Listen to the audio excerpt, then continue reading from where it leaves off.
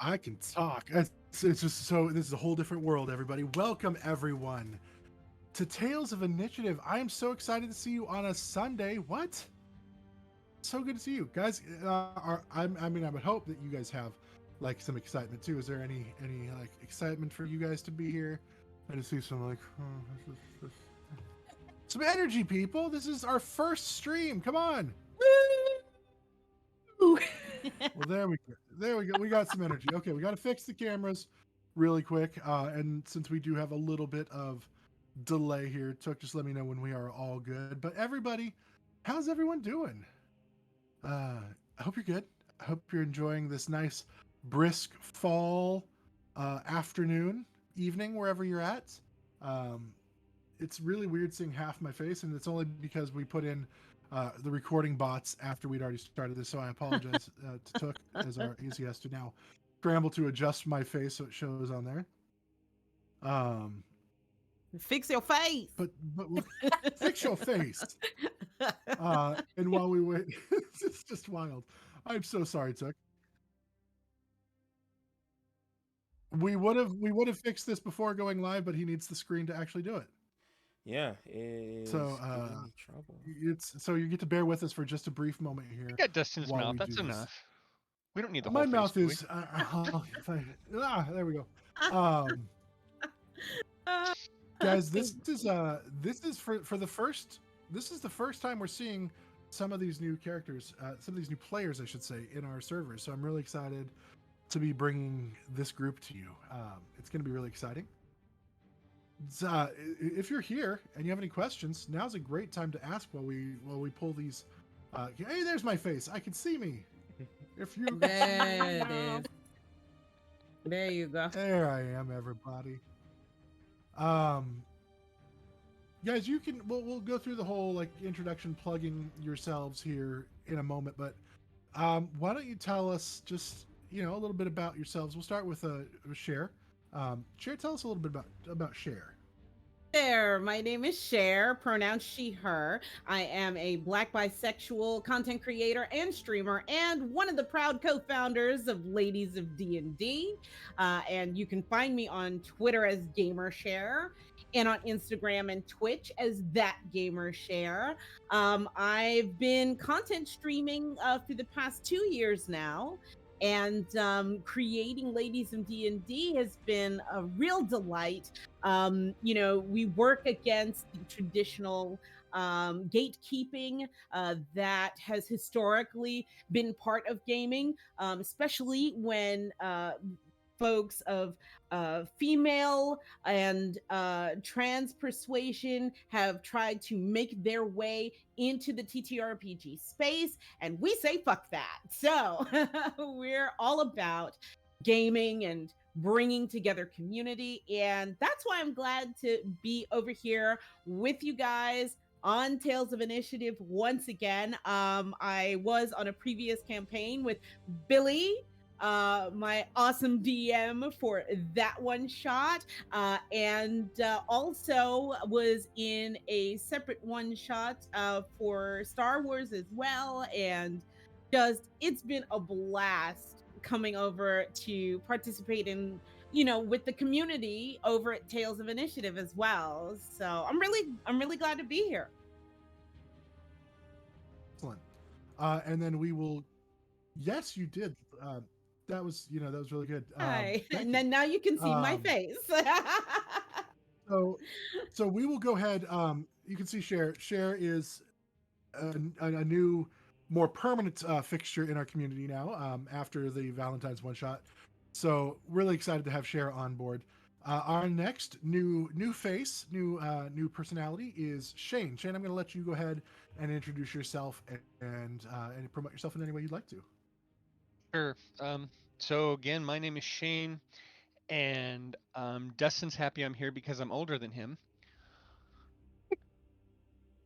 Anyway, in all seriousness, whatever. Anyway, I've been at this gaming thing as like a 95% DM for over 40 years. I quit counting after that. I've been fortunate to play with people from just about every kind of background, and literally from all over the world. My first gaming group was more non-white male than white male. It was really nice, and that kind of informed the rest of the way I played. I'm big advocate for safe, inclusive gaming spaces. It's given me a lot of joy, and I want other people to have that joy, that community. And so sometimes I might get a little bit hot-headed when people are being rude and gatekeepy, but I won't apologize for that. I want everybody to play, and I want everyone to be nice to each other, and I just want this to be a beautiful experience. I'm also really excited to be here because as a 95% GM for so long, it's nice to be able to just focus on one player instead of the entire universe. So eternally grateful for that, Dustin. And I hope everyone enjoys Maxim Yaroslavich. Yaroslavich. I keep forgetting that. Yeah. I'm done. It's going to get longer every time. We're just going to add new He additions. to it. keeps adding consonants to the Yeah, end. just wait until I Yaroslavich. get married. And I'm so sorry, I Yeah. forgot to mention that my character's name is Nyota, and I am your party's druid. Oh yeah, I'm gonna be a Sure. paladin, but not like the tell everybody what to do kind. Fair enough. Melissa, go ahead. Everyone knows me, but hi everybody. So I'm Melissa. I've been part of Tales for a while. You might have seen me in some of the other stuff that we've done. Some one-shot stuff with Tales of Misadventure, led by the amazing DM Raz. And now I finally get the chance to have Dustin as my DM. And you'll be seeing me in a couple of other things. I've also done Dustin's Halloween one-shot last year. And Dustin and I will actually be in a one-shot along with Billy for Halloween this year. So you guys all need to pay attention to that in the near future. So I'm kind of new towards TTRPGs in general. I only jumped on board as of the last couple of years with the pizza party we've all been reluctantly invited to and didn't get much saying. So the pandemic, but so it's absolutely amazing. So being able to just weave a bunch of stories with so many amazing people from all over the world, and now this is a brand new party of just as amazing people from all parts of the country. So I'm really excited to see what our story is going to tell. Excellent. Well, it's nice to have you here as well. And Took, we'll have you go ahead and introduce yourself as well. Oh boy, my turn. Okay. Hello, you beautiful beings. I am Took. I guess I am. I have been doing this for, a while. Streaming for a little too long. I may or may not be needing some cookies and milk to relax later. The good old relax button there. But I've been doing this for, it's been a year now that I've been streaming almost every single week. So it has been absolutely amazing, and I am very blessed and excited and happy that Tales wanted to have me on as a player, because I DM a lot, and I recently have been able to get chances to play these weird characters, weird accents, and weird motives, and really cool ambitions, and I get to play with amazing people like you guys see above me and to the side of me here. And I know that Dustin's been working on this for quite a while, and I am very excited and a little bit scared of the stuff he's gonna throw at us. But like good scared, if that makes sense. Oh shit! It does. I am playing Rar the Lost, and I'm not saying what class he is. Y'all just gonna have to find that out. Yeah. All right. Well, I'm so glad that you guys are here. This has been percolating and stewing and brewing and finding its rhythm. We've got an amazing cast of players with an amazing story that we are going to tell you.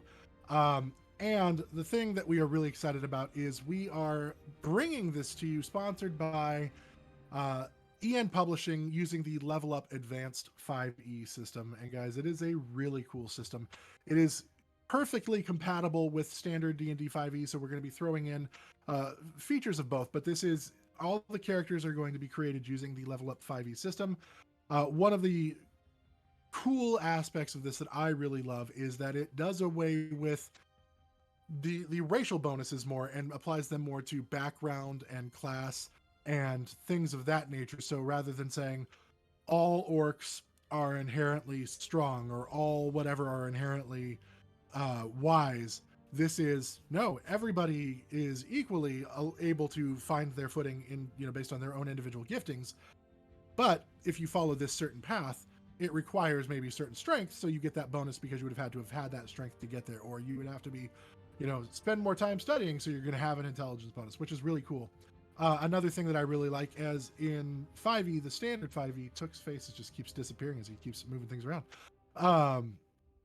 Standard 5e has it where all skill checks are based on certain stats. And there's an unwritten, or there's a thing on the side that says you can change it to be based on whatever. But Level Up just embraces that fully and says, hey, the player kind of gets to decide. If you want to make a strength-based intimidation check, you can do that. It doesn't have to be charisma-based. So that's really a cool feature as well that I love about Level Up. But I think you're going to see some really awesome things that you might want to really go check out yourself. So make sure you go check them out. We will drop links for their stuff here in a little bit. You also will want to feel free to check out our other sponsors that are listed in chat below, of just the overall sponsors of Tales of Initiative. We have some other amazing shows. Melissa talked some about those, and because we're kind of getting a little bit later of a start because of technical issues, I want to jump right into this. How do we feel about that? Let's Yes. go. Yes, let's go. Let's just do that. So guys, get your drink, get your snacks, get your blanket and your teddy bear, because it's early, right, guys? This is the dawn. So it is time for everyone to wake up, and let's go to the dawn of Vengalia. This is the dawn of Vengalia.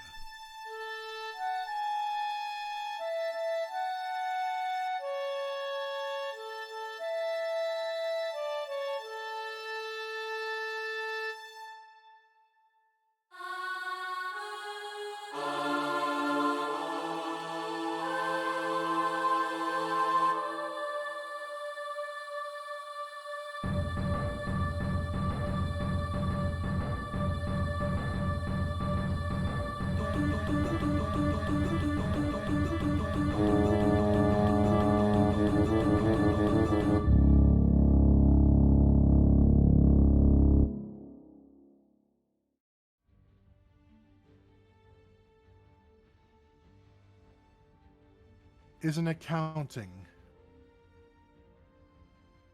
Did I start talking too soon? Oh, okay, good. Oh gosh, we ruined the moment, but that's okay. Hopefully, no, it's fine. Hopefully, you guys like the intro video. Took put that intro video together. So, just a yay to Took. I super appreciate the effort that Took has put in on that. We're gonna jump into it now. This is an accounting of the birth of Esethia. The gods have begun to will themselves into existence.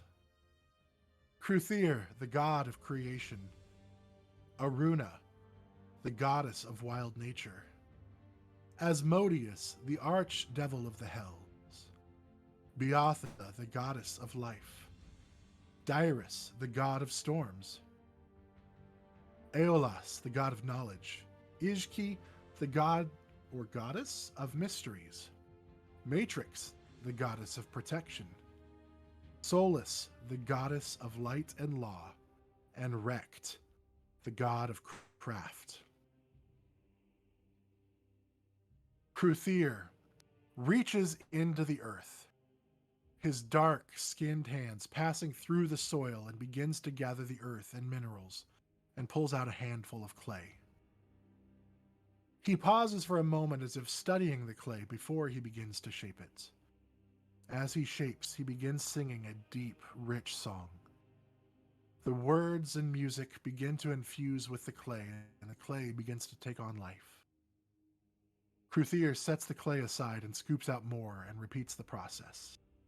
Again and again, over and over, Cruthier repeats the sculpting and the song until he is surrounded by life, all dancing and moving in time with the song. When at last he is done creating, the song comes to a climax, and all creation rises up in joyous rapture and shouts as one in celebration of life. In the beginning, the gods walked amongst their creation, and the people were prosperous. The people were one race, one language, and of one mind. As the people dwelt with their gods, things were good. There was joy, prosperity, and they experienced advancements far beyond what they would normally have developed on their own. All of this happens on the material plane over the course of hundreds of years. The gods, so wrapped up in the lives of their creation, they do not notice another force stirring. Deep in the celestial darkness, an evil presence begins to gain awareness.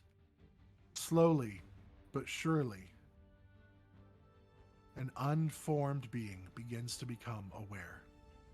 Reaching out with thoughts, as there is no body to give action to the idea, Natus, the god of destruction, feels the world for the first time. As his thoughts settle on the world, a seed takes hold in the hearts of creation. Unchecked, this seed begins to bloom, and wars begin. Whispers begin to spread through the land of an awakening, of the promise of eternal darkness and peace. As these whispers take root in the hearts of men, the gods in their own hubris ignore the signs. As the people continue to be prosperous, they believe they too were gods. And if they were also gods, then why do they need to serve these other gods? Seeing how powerful their creation was becoming, the gods worked together to tear the earth apart and cause the people to scatter. This event would later go on to become known as the Sundering. As the people scattered, they noticed that not only had the world around them changed, but they too had changed. They no longer looked or sounded like one another. Everyone found a small group of others that looked and sounded like them, and thus began to form new tribes and new villages, finding they were better able to survive with a group than on their own. These new races made their homes scattered across this world, and they began to build and grow. Time passed, and they forgot that they were all once a single people. As the tribes grow, they begin to try and spread out across the world and to find new lands, and soon begin to encounter one another. Unaware of their past, wars break out between the tribes as they attempt to seize one another's land. The wars rage between the tribes, threatening to undo all that the gods have created.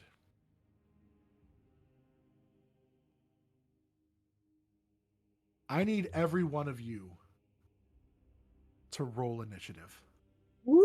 First roll! Oh my goodness. Oh, All Lordy Lord. right. So excited. All Wait, here we go. right. Let us Ooh. see.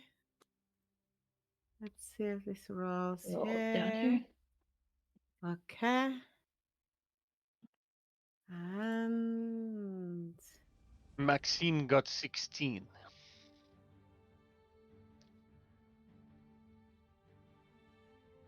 All right, Maxime, 16.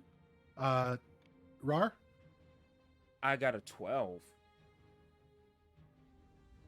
Lorcan? I got 18. All right. And Nyota? I tried to roll, but Foundry is telling me I don't have a token in the scene, so I'm not sure. You don't. How So do I just do if you have a physical dice, go ahead and roll that. Okay. I wasn't sure. All right. Yep. Let's see. I prefer what- physical dice. Let's see what we roll right here. And that is 13. Perfect. Okay. Let's go ahead and change to the combat map, and I know that we're going to have to adjust the images again as we do that, so that'll give us a second to get that set up and in place.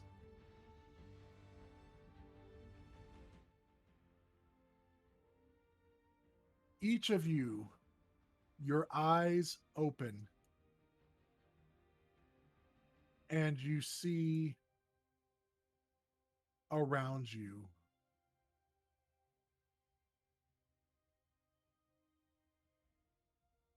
destruction.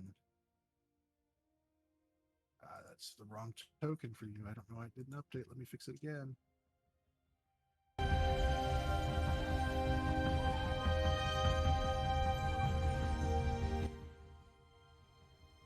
That's okay. I can do this while we are working on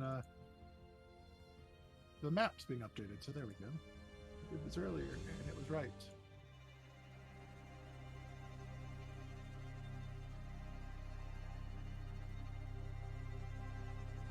Now let me try and see if it does it right this time. Perfect. Okay. Let me know once we are all good with the maps here.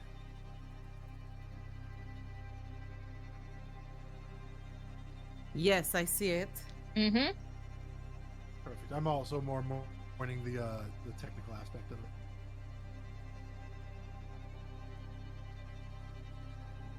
it. Are we all clear now? Can see. I'm fixing the camera still. Mhm. Though. Yep, that's what I was meaning. So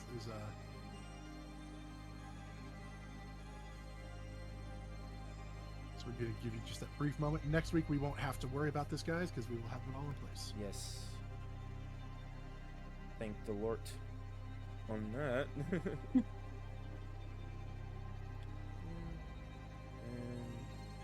Praise Crutheer. I have no head. I have no head. There you do. It's fine. It's fine. You just need your heart. Lead with that. Ah.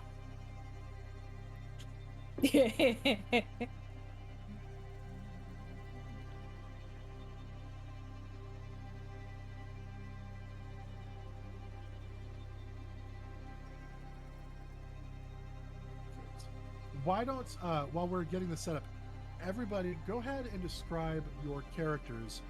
We'll start once again with Cher. Go ahead and describe Nyota.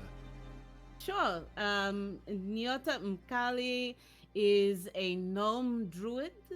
Her name means star bright.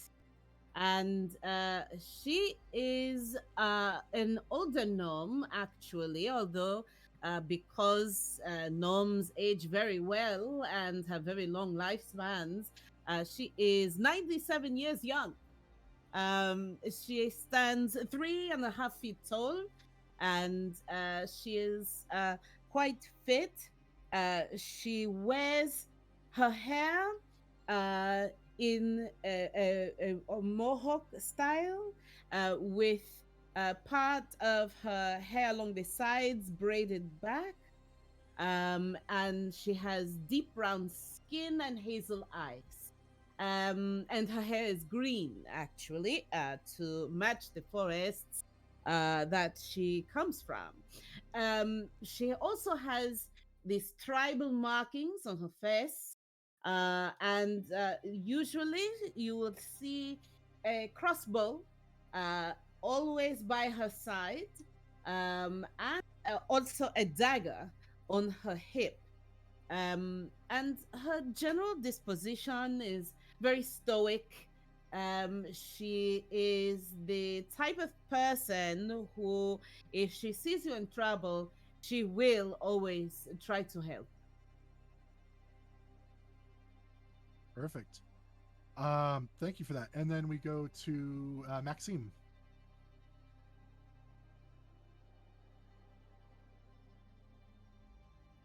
Maxime is a very large person, even for a tiefling, standing about 7 foot tall, thick build, possibly about 300 pounds. He is dressed in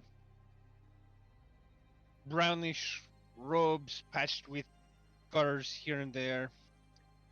He has a staff that looks old but also somehow very clean of white ashwood, and there are little blue pieces of glass hanging down from the top. He's about 40 years old, and while he was once optimistic, since the Sundering has happened, his face has taken on a very defeated look. He still tries to help, but he has very little hope for the future.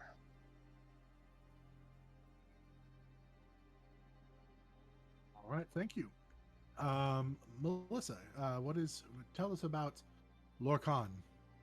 So Lorcan, Sunchild, is an elf. More specifically, she's an Eladrin. So she stands at an average height of about 5'7". She is 45 years young. So in elven terms, she is very much a baby. And she has really long, flowing auburn hair. It looks just about as strong as like a brush fire, just like really standing out.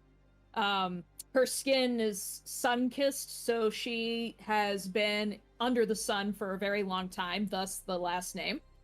And she wears very loose, flowing clothing, kind of like the wind kind of brushes up against her, and it's all just very fluid and flowing. She has very simple clothing, given her upbringing of actually worshiping at a temple. So she is very kind-hearted, very quiet usually, but she has a very strong passion to heal, and she always wants to help other people. All right, love it. And Rar, go ahead and describe Rar. Now I see that we are all about ready to go. We can jump right into it after this. No, I'm good. I was just messing around with the cams. Perfection. Yeah.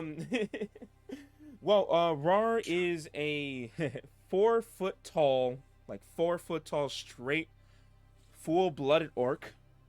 He has red and black split-colored hair. He has his tribal tattoos that kind of look like running makeup of eyeshadow. He wears a headband. He doesn't remember where he got it from. He is of a lighter shade, darker green skin color. He does not know how old he is. At all. They didn't bother to tell him. And the biggest thing about him is that he carries a very, very, very, very large book on his back, in a multitude of straps to keep said book from falling off at any point in time. Perfect. Well, as you come to vision, is this moment that we are in, you open your eyes and you see surrounding you is destruction and death. You see bodies laying around. Looking at the ground, you see the ground opening up and you see fissures of lava starting to seep through. And then you notice, all of you, a figure that is very gaunt, very pale, dressed in these dark black robes that almost absorb the light. And he looks around and sees you. You do not see anyone else. So all of you are existing in this moment, but none of you are aware of each other. You just see him. And per our initiative roll, he is going first. Oh, snap. He runs towards Maxime with this massive black sword and just cuts up. And he gets... That is a whole lot. That is a 32 to hit. Wow. You miss me. He takes his second attack, and it is going to be that one's less, only a 22 to hit.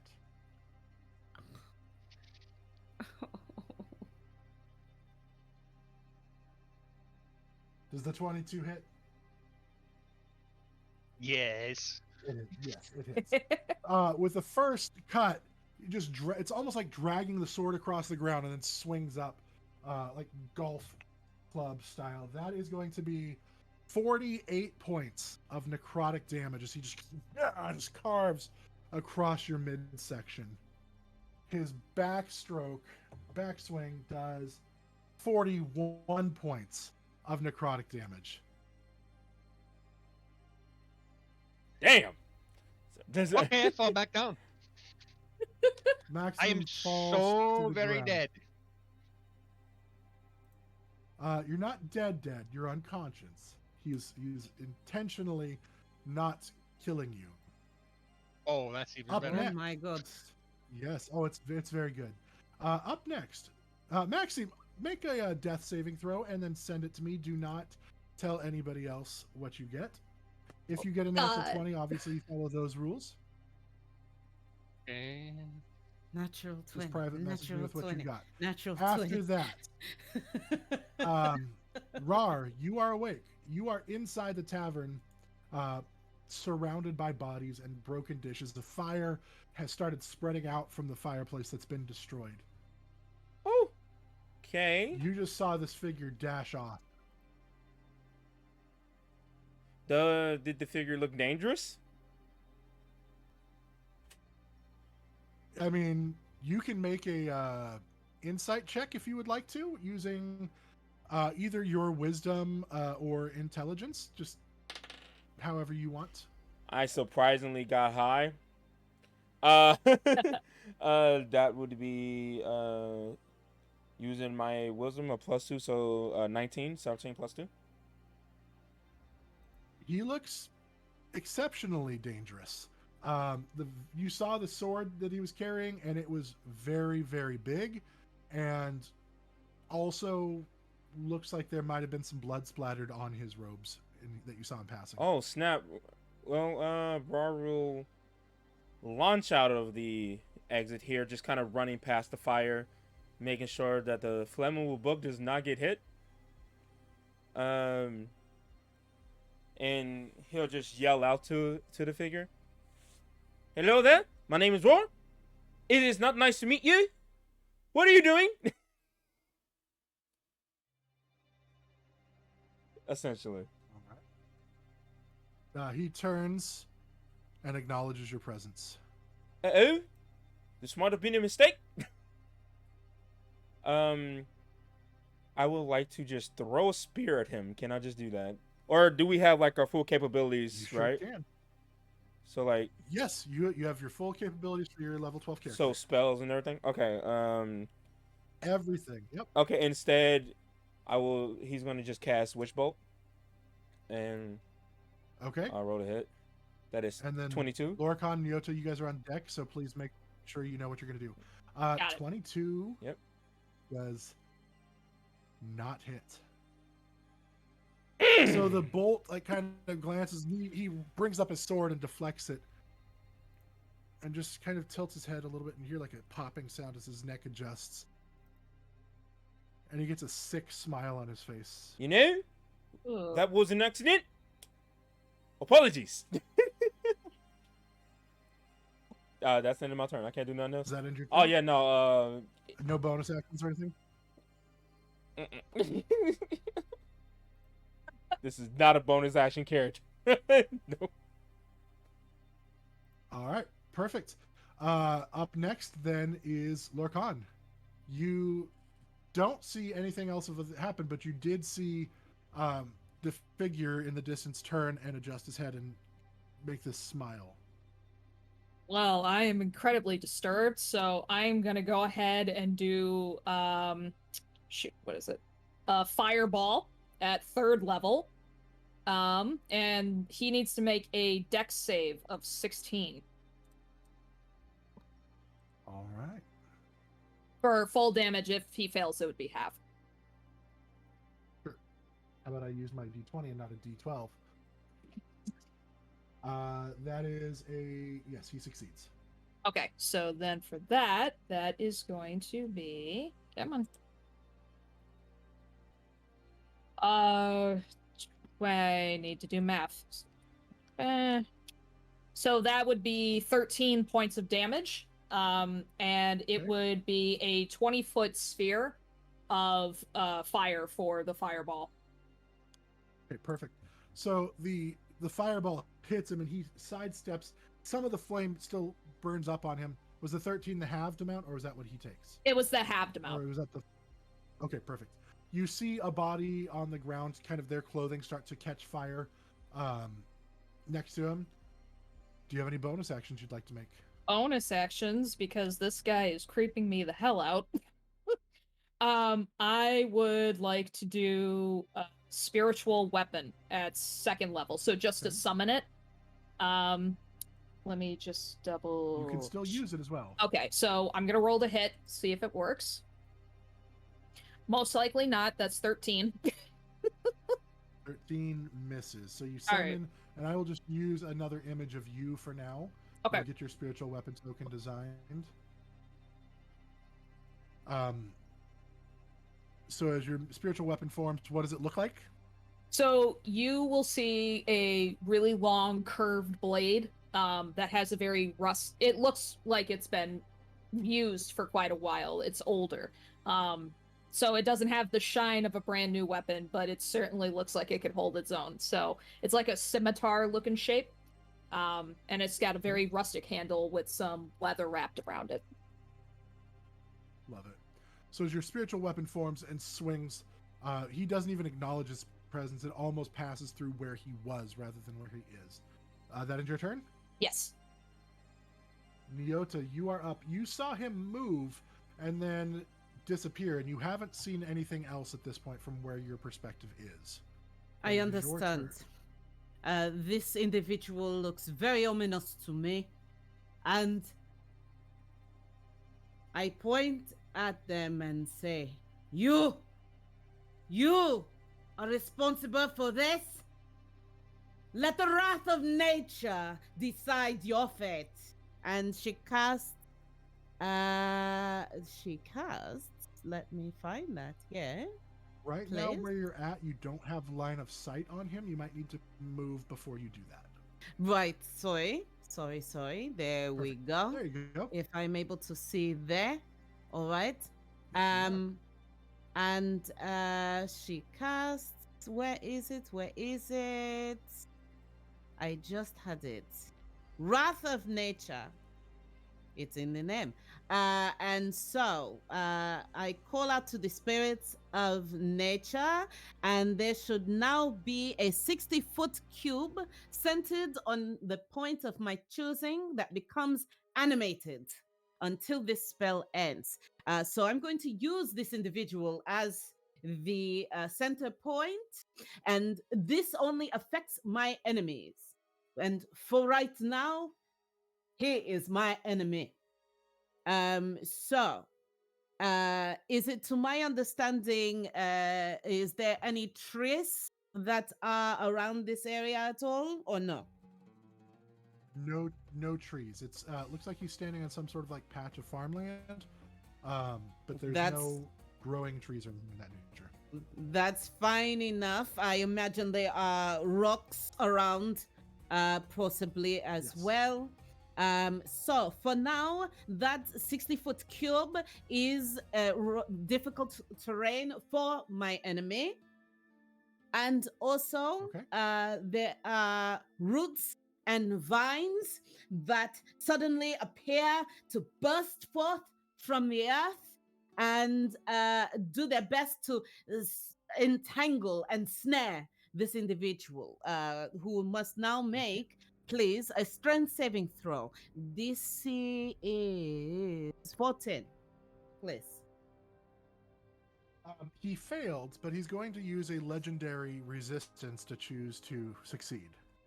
Okay, that's fair. Well, because he has overcome that ends the effect, on the success. However, also But it's there still is, difficult terrain. yes, still difficult terrain, and he is now bombarded with rocks. That would be a ranged spell attack from myself. Bear with me a moment. Let me see if I Perfect. can hit something here. Okay, so that is 11 plus 6. That is a 17 to hit. Unfortunately, he seems to just step in between where the stones are flying. He just like swerves in between, like his body's like the swaying motion he finds in time with the wind that you've created, and the stones, and he just seems to know where they're going to be and steps out of the way. I understand. At this moment, you can see that Nyota's eyes are lit with a bright green glow as she commands this presence within this space. And that is her turn. All right. Then we are back to his turn. He's going to come up here to Rar and once again lash out with this gigantic black sword. Again, kind of following the same pattern of swinging from the ground up and then back down to try to cleave. The first attack is a lot. 28 to hit. Nah, yeah. And because Rar is squishy-ish, I'm going to roll damage first. That is 51 points of necrotic damage. Okay. Are you still up? Yeah, I'm good. Oh, you were. That is going to be a 23 to hit. Uh-huh. You said the first And one was that is another 51. 51. And the next one is also 51. Oh my. Oh, I'm out. Yeah, no, I'm not even gonna. That's well over 100 damage for me.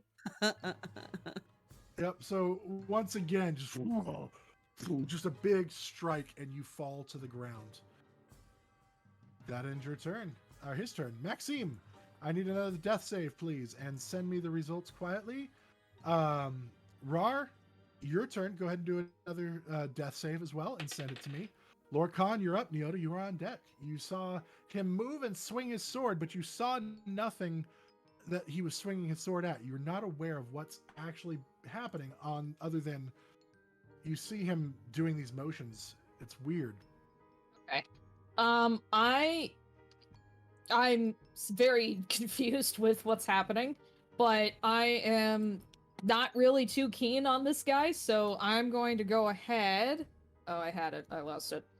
I'm gonna go ahead and do a flaming sphere. Wait. Oh, sorry. I'll do another fireball again at 3rd level. So Okay. he needs to do a dex save again of 16. He fails. Okay, so then that's gonna be full damage from this. Please make it high. 33 points of damage. Nice.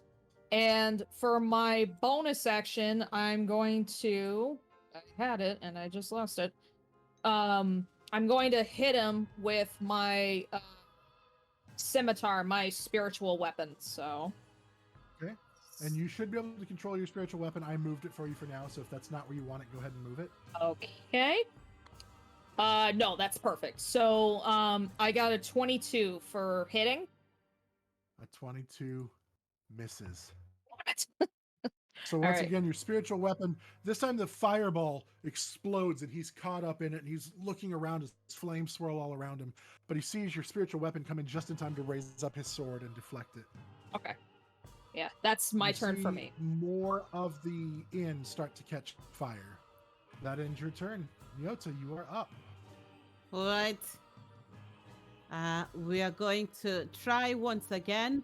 And once again, she shouts at this creature before her, "You will not do this to anyone else." And she will try again. Please to have him make that DC 14 strength save, please. He fails this time. Okay. And let's see. That means he becomes restrained until the spell ends. I hold concentration on that for the next. It's a minute, so we have 8 more rounds after this one to hold Okay. that upon him. Also, let's try again to hit him with something, shall we? Let's see. Okay. 17 on the die plus 6, that is a 23 to hit. Unfortunately, still misses. Ooh, Your okay. rocks, once again, even though he's restrained, although do you get any, like, is he restrained? Oh, Hold on, that's do you get any right. kind of advantage on I that? might actually. Let Yeah, me. benefit from his speed, attack rolls have advantage, so you can Okay. roll again. Come on, natural 20, please. No, not quite. That's way worse. So no. So it Okay. misses him. So he still somehow manages to swing and avoid. Correct. All right. So that is all she can do for this moment. Okay. That ends your turn. He is going to use his turn to break the restraint, or attempt to break the restraint.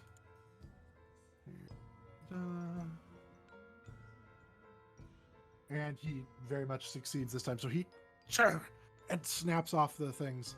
That will end his turn for you, though. Maxime Rar, please death save throws and send those to me. And then Lorcan, you are up. And you All have to right. go deck again. So for me, I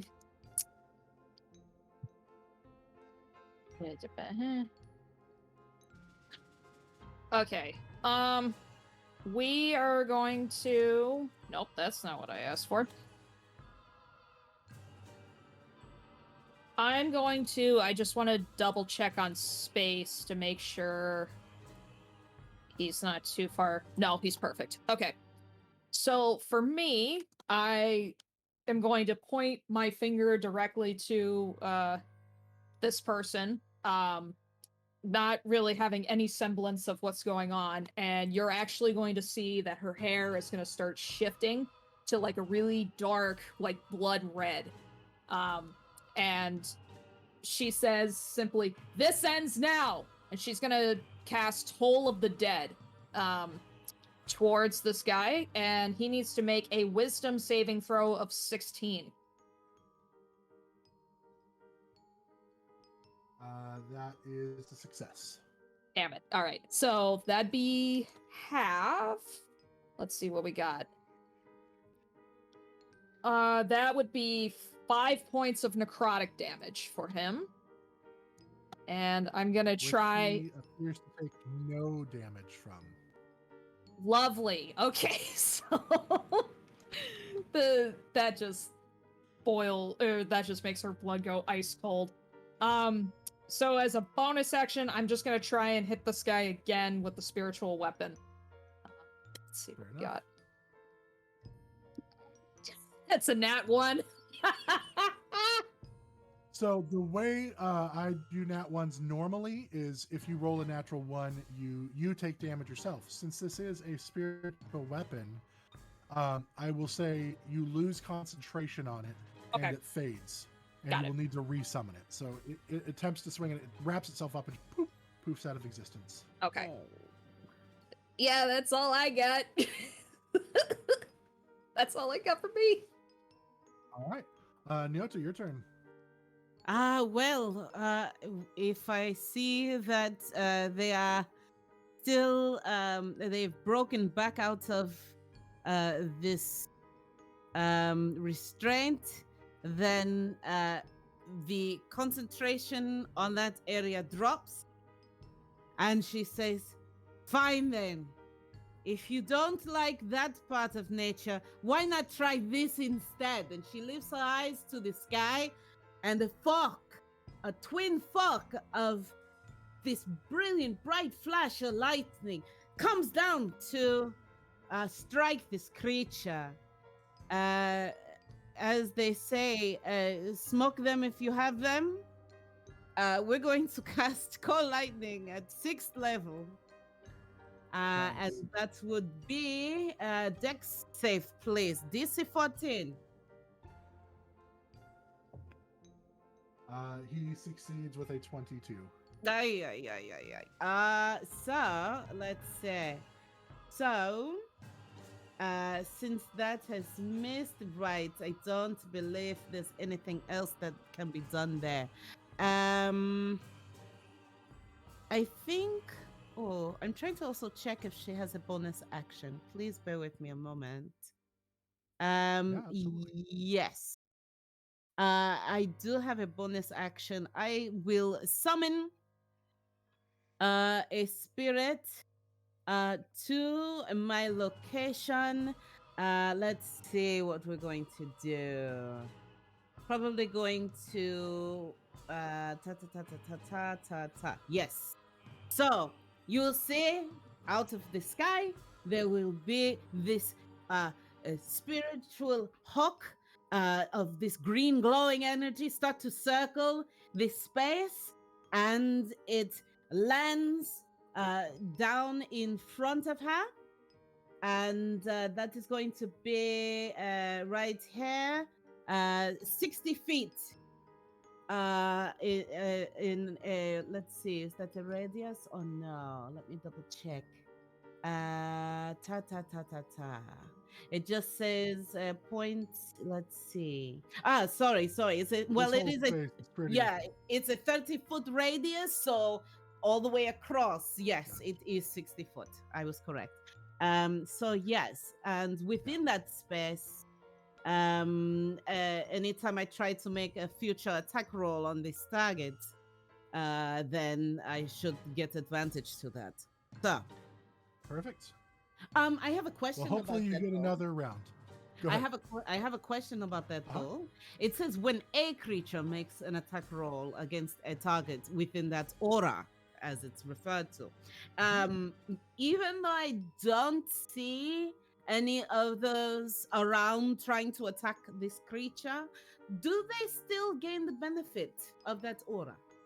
Unfortunately, no, you can't see them there. They can't see you. There's no they're not blessed by your features. Yeah, unfortunately. Okay, that's fair. But you Okay. still are. All right. Okay. That ends your turn. Yes. He moves up once more. Once again, slash. That is a 20. Oh yes, of 24 course. to hit. Mm-hmm. You had me at 20, And my that is friend. going to be, that is going to be 49 points of necrotic damage. Ooh. Okay. She's Are you still still up? still up. Yes. Mm-hmm. Okay. That's that's going to hit with a 19, so 35. That is going to be 45 more points of necrotic damage. Once again, slash my. up, cut back down with a heavy-handed swing. And that definitely puts her down. Mm-hmm. That will end the bonus of your thing. At you fall, he's going to continue some movement to here, but he no longer has any actions. No, thank you. That ends his turn. So I need death saving throws from Rar and Maxime. Don't let anybody know. Lorcan, you No, are thank up. you. No, with thank your- you. No, thank you. Yeah, just yeah. So we are going to so seeing as how her previous Toll of the Dead didn't do much of anything, she's gonna go to the direct opposite. So instead, her hair looks like it's gonna be like a bright white, and her eyes are gonna glow to the same color, like the brightest of fire. Okay. And she's just gonna simply say, then maybe have some of this. So she is going to do. Oops, I just had it. She is going to do. Where did it go? I just had it here. She's gonna do Channel Divinity, Radiance of the Dawn. And it's going to be a con save of 14. And I had a question just to clarify. For superiority dice, are you only allowed to use one at a time? Or can you use more than once? Generally, I think you can only use one at a time. Okay, I've never used superiority dice before, so that's just the only reason why I ask.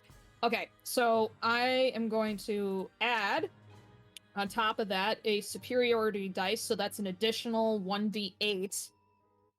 So he needs to make a con save of 14. Okay. He fails, but he will choose to succeed with his second legendary resistance. Lovely. So, I just want to make sure... Oh, sorry, I need to clarify this is at second level. Okay, so we're gonna do this. So that is 13 plus an additional 1d8. So that's 10 points of radiant damage. Okay, perfect. This time you do see the bright light, and he kind of seems to shy from it for a moment before shrugging it off. Okay. It does still look like it did damage. All right, good. So for a bonus action, I am actually going to do Phase Step, so I can magically teleport up to 30 feet to an unoccupied space that I can see. For me, I am actually going to... I just want to make sure I get this right. And just gonna, like, beeline all the way over here. So you'll see, like, she kind of just glows in this soft, bright hue and just magically just disappears like that, and it just skyrockets over to this empty space. Gotcha. Perfect. And yeah, I think that's it for me. All right. At the end of your turn, Neotic, you made your death saving throw for me, your roll for me, so thank you for that. He is up again. He turns his head, and it rotates almost fully around to look at you, Lorcan, and then he turns his body with it, and then comes up right behind you and strikes with the big sword. Okay, just quickly, I would like to do Warding Flare. So it's a reaction. So when you're attacked by a creature within 30 feet that you can see, you can use your reaction to impose disadvantage on the attack roll. Okay. So I'd like to do that, please. Good to know. That's probably still going to hit with a 26. Yeah, that hits me. So the first attack is going to be 46 points of necrotic damage. Owie. Okay. And then he stops. The other sword, with a sword raised up above you. But instead, he looks around and sees the destruction around him. And then looks at you all. And just gets this sick smile on his face. And then raises his hands up to the sky. And you hear this rumbling. And then you see these flaming stones start shrieking towards the ground. And meteors start striking the earth all around you. I need dex saving throws. Well, no, most of you are down, but so you guys don't even have a chance. You open your eyes as you're fading in and out of consciousness. Maxime, you draw a breath and then look up and see this start pummeling you to the ground. I need a dex saving throw at disadvantage from Maxime on the ground. Lorcan, you can roll a straight dex save because you are standing up.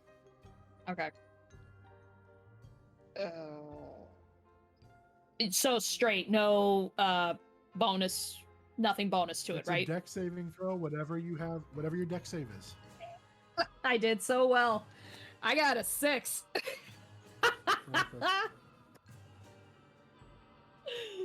Maxine, God help me. what did you roll?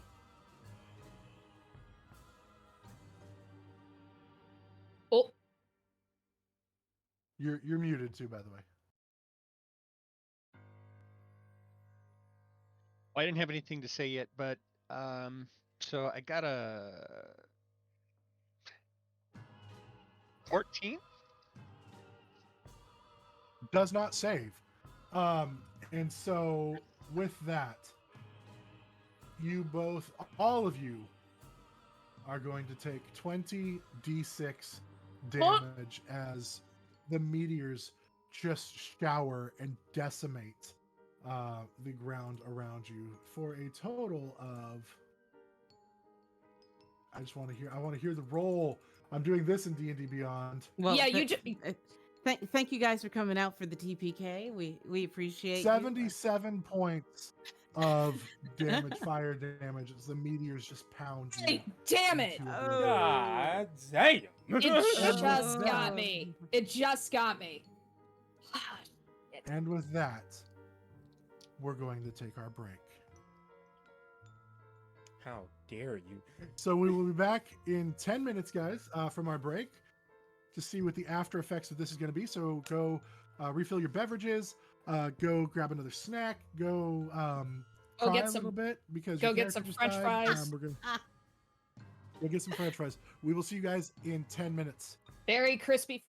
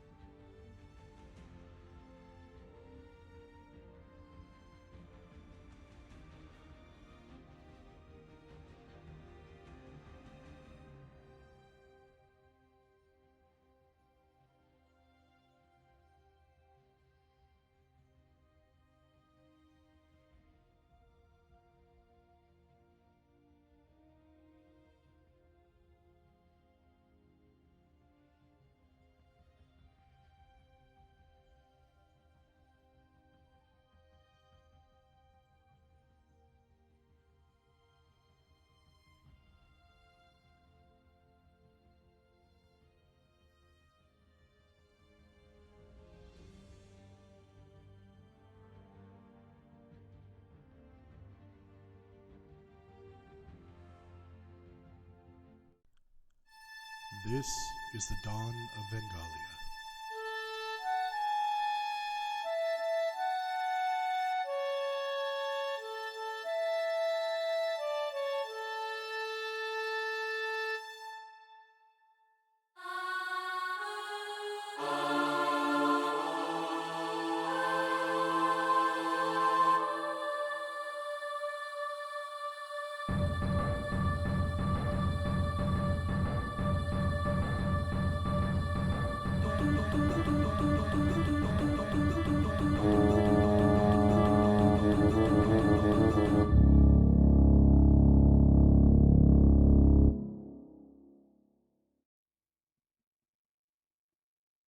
And we're back, everybody.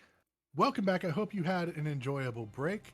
For those of you who are just joining us, I just killed everybody. So thanks for watching Dawn of Vengalia. We really appreciate. We started off with some brief introduction and lore, and then went right into combat. And now we're about to find out that, well, what happened? Beatha, the goddess of life, sensing the destruction that was going to happen if things were left unchecked, stepped in and intervened. She spoke to the wise ones of each race and tribe and shared with them a glimpse of the past, reminding them that they all used to be one people and of their fall due to their pride. She then encouraged the leaders to pick a small contingent, a delegation of people from each of their tribes, to come together, to learn from one another, and to try to reestablish the connection they once had. She then gave them a common tongue that they could all share so they could once again understand each other. Our story begins 200 years after the Sundering. In the portion of Vengalia that will one day become known as Baymont, the king of the elves, there is a communal village that represents the hope for all races. Tasked with finding a way to restore what was once lost, they come. Representatives from each race and tribe arrive, all with different skills and knowledge. They must learn from one another and grow together. And this is where our story begins. You are all members of the delegation sent by your respective races. This village has been created specifically for this endeavor, the village of Toysich. Work crews were sent ahead to prepare the land, build some structures, and make sure the location is livable. The location selected due to its proximity to fresh water, forests for hunting, and land suitable for livestock and farming. Each of you were selected by your people. Some of you selected for your skills or talents. Others of you maybe have been selected as a convenient way to remove you from your community. Regardless of why, you all have arrived in Toysich to see if the world can be salvaged, oblivious to the stirring of darkness unseen in the forests around you. Other delegations have arrived. You've all set up. And now you open your eyes. All of you realize that you have been in a trance. You see before you a female Asamar wearing white robes with a silver breastplate engraved with a sapling circled by the sun etched into it. She steps forward and raises her arms over her head. I am Natalie Kulinov, and I speak on behalf of Beatha, the goddess who has brought us all together here in Toysich. There is lodging for each of you here, and you all have assistance in building your own residence as our time progresses. For now, we are split up to mingle. You will all reside with others that are here until your own domicile can be created. The vision you just saw was of what the gods gave you. Your mind was opened to see what could happen. Your vision may not be the same as everyone else's. We do not know what you saw. At dusk, There will be a ceremony to learn more about the god's will. Until that time, feel free to look around, familiarize yourselves with your community and the services we have, the jobs you will be doing. You may speak to Harriet Underfoot, and she directs her gaze to her hand over to a little halfling who acknowledges. If you have any questions regarding your lodging, until your own residence can be constructed. Any other questions you may only ask, you only need but ask, as we here are all equals, no one stands above one another here. Be blessed and walk in the light of the goddess. Oh, you have a question. Hello, nice to meet you. So, food. We talked to, and he points at the halfling. Her, yeah? The halfling, you're referring to Harriet. She's more about your lodging, your residence, the place you will sleep. Alright. So, I'm supposed to go haunting myself? You know? With my other friends? Food? I'm sorry, you're supposed to go what? Haunting? Food? Hunting. Hmm. There is some food provided for now. In the What? future, there will be hunt parties that will help with that. If you want to be a part of the gathering parties, I suggest you sign up for that job. Alright. Good to know. Thank you.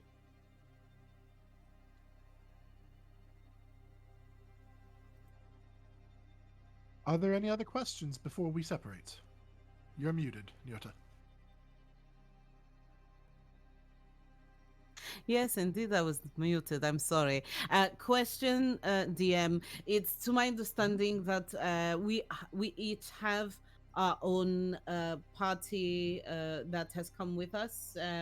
Those of us who So yes, have delegates with us. you or- all of you, there's 4 members of each race represented here, and then there are people here who are representatives of the races, but not so much real representatives. They are literally there as workers to help, again, prepare and make your lives a little more easy to ease into this process, so not everybody's starting from scratch. So you all have, there's 4 of you from each race that are representing as the delegates. But you will not necessarily be staying together in your like when you're in your place of residence now. It's going to be like shared bunking, and it's kind of randomly going to be drawn to encourage you guys to disperse amongst the other races and force you to kind of work together. Okay. All right.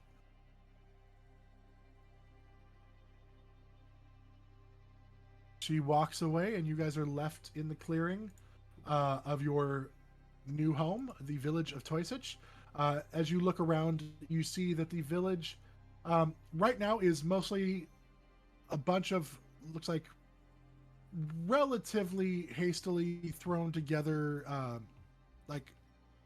shelters, like bunks, almost like little cabins that have like bunk beds inside, designed to hold multitudes of people.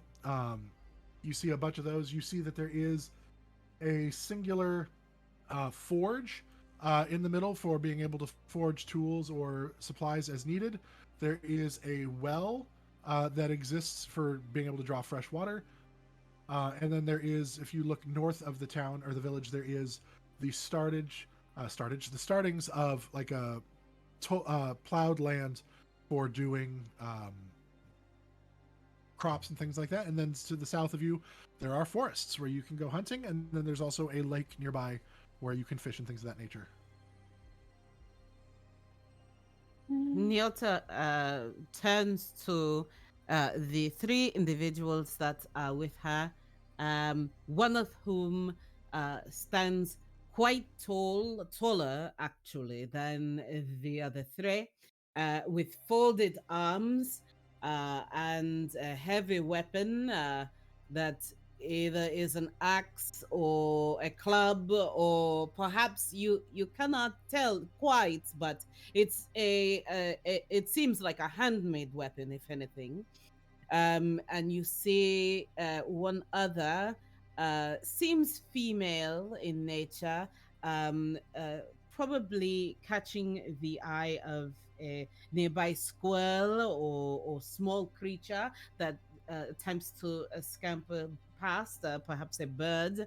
And the one that Nyota turns to seems a little more proper, uh, has a proud bearing, very stands very straight, and she looks them in the eye and says, "Tico, Tico, how do you think? What do you think of these? Uh, Look how they take care of their surroundings." And just a question, DM: how do the surroundings look in this clearing? Does it look like it's just wild forest that we are roaming here, or is it manicured in any way? You are in an area that has been cleared specifically for this purpose. So it Mm. is in the process of being brought to a more civilized ish look. I mean, it was already a clearing ish space, but there were some trees and stuff. So they've kind of made it so that the village could exist and that there was still wilderness around you to provide what your people would need. But this area itself was designed to be cleaned up so more people could live here and make do and have space to do things. Mm-hmm. Sensing that, I think Nyota would say, "Tico, look, I can tell. There's a stump here. One of our friends of the forest used to be here. Do you see?" I I see. Um, this is not this is not good. This troubles me greatly. If we are to form alliances with all of the other races, how are we to convince them that protecting the forest is a worthy cause?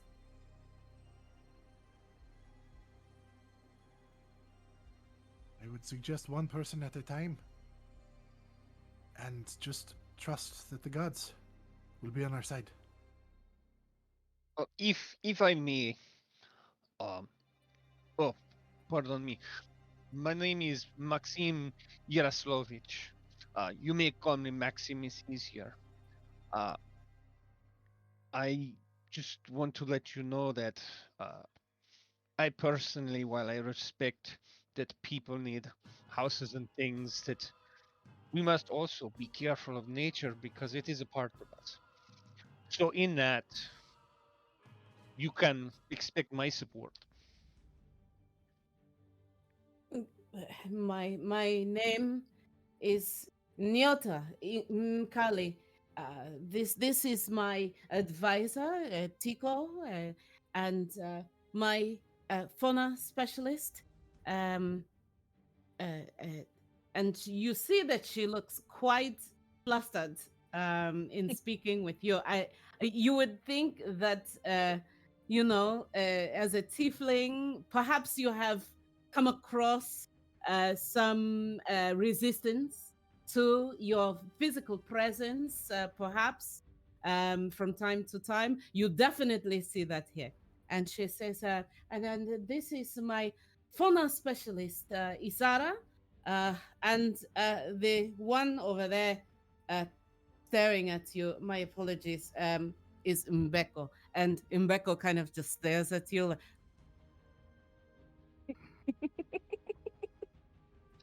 Very nice Easy, to meet you all. Um, easy, Mbeko, easy. We are trying to make friends here. My title is Grove Taker. And Tico probably just, no, and kind of whispers in here. Oh yes, sorry, the words growth tender in the what they call the common tongue. What is it my friend, that you have to offer? What skills do you possess? Well, I have spent a lot of time reading and studying. My my home is known for a well well stocked library, and I have tried to prepare myself for meeting the rest of the world. Uh, Sadly, I'm sure that many of the tales of other peoples are colored by my people's biases. So I'm hoping to approach with an open mind. My goal is peace. I think it is a horrible waste for us all to be at each other's throats. I think that we would all do better to get along and get to know each other. I know I'm only one person, but I want to do my part to help save the world and save all of us. This course all our peoples are on, it can only lead to the death of us all. And I uh, I don't know what the rest of you saw, but I saw the end of everything horribly in fire with one figure standing above everything, gloating and laughing as it destroyed all. Yes, We yes, we quite. cannot let this happen. I'm sorry. It's just it just seeing the destruction and everyone was dead and he's just standing there smiling as he destroyed us all. It's it is just a lot right now. Forgive me. Sometimes I get a little wrapped up in my beliefs, and I No, just no, I want to N- I want to help. no, no, my friend. Please, please do not apologize for having empathy in your heart. You see, Mbeko, we at least have one who understands, who knows the devastation as we saw. And I think in Mbeko just friendship. kind of. Oh, yeah, yeah. Go, Took. Hello. he'll, he'll just kind of was listening and just kind of nodding along, and then when he got all teary-eyed, Roar would go, oh. Oh, And then he'll oh, go, hello. hello, friend. So sorry to trouble your mind with these thoughts. Please forgive me. My name is Niota. What is yours? Hello, my name is Roar. And right before he can get any like name out or anything, a giant orc hand like grabs the top of his head. Oh, God. And you see a very large, full-blooded orc. He carries a very, very large scimitar, uh, makeshift pieces of armor around a really heavily bandana head, and a nicely coiffed beard. And he just goes, "Well, um, hello, sorry, Grumbar, didn't mean to run off." I see you're well attended by your own delegation as well. Yeah. Pleased to make your acquaintance. And all four of them bow in unison. Uh, right before he finishes saying his name, he'll look up at Grumbar to see if it's okay to say it. You see him just kind of like smirk at you and kind of shove you a little bit as he just walks away. They're not interested in spending any time with you. All Oh, right. damn. Well, I'm going to take that as a yes. Hello, my name is Roar. I am the bookkeeper, or the animal keeper, or dirt, one or the other. Whatever may have you. Nice to meet you. Same. Eh, please forgive us. It is difficult. We have lived outside of the purview of many of the mortal races for quite some time. Mm-hmm. Well, what, what, what do you think? Does anyone recognize this figure, this pale figure in the dark robes? Rar will He's take a out. monster. Oh Oh, go ahead. no, Rar do scream though. No, that was real. He's like, oh. It's a monster. That's all we need to know now. And you're gonna see Lorcan looks really pale from the vision, and she's just trying to keep herself standing upright. Well, the color is kind of drained from her face. Very, very Oh, cautiously. if I may, I apologize. I'm very rude. Um, I I need to introduce this. This is my father, Yaroslav, and he basically looks like an older version of Maxime, except his skin's like pale yellow and his hair's all gone white. And instead of the very purple horns that Maxime has, Yaroslav's horns are a dark crimson. And this here is actually my old friend Mishka. We've known each other from the beginning. Mishka's short and dumpy, and he's got blue skin and very deep purple hair and just little blue stubby horns. And also with our delegation, this is Isolda, and Maxime. It's like he looks like he's afraid to even look at her. She's almost as tall as him. Her skin is like pearls. Her hair and horns are both swept back and very silvery, and her eyes look like sapphires, basically. And when Maxine says her name, she kind of gives him a glare, and then she just kind of walks off, like she really does not want to be around him at all. It would seem that each of us in our own right apparently struggles with this first meeting of so many other different people, different than ourselves. Well, Isolde Isolde not mad at you. I was stupid when I was younger. She mad at me, and probably not happy I am here. But I assure you, she is good person. She has good heart. She mad at me. As a person who has lived quite some time, can I give you one piece of advice, my friend? Certainly. She tiptoes over to you a little more and kind of motions for you to bend down so that you can come to her level. Yes. And if she is here with you, my friend, don't worry about it. She still probably cares for you and gives you a wink. Rar was And writing all of that down in his big book. He was like, Maybe, but she won't speak to me for almost 10 years now. I am sure you will find a way to open communication once again. Are we not all here for that very purpose? Yes.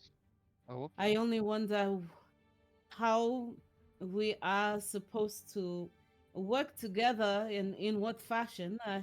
I happen to have a list of requests from my people to bring to the table, and I'm not sure whether or not those needs will even be heard.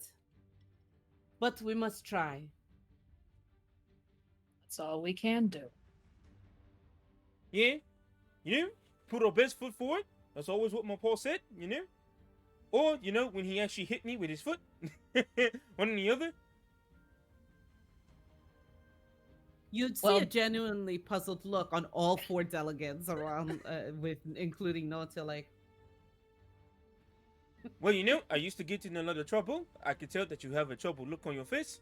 I would run off and I would only play with the animals and I would never help with nothing. So, to each their own, yeah?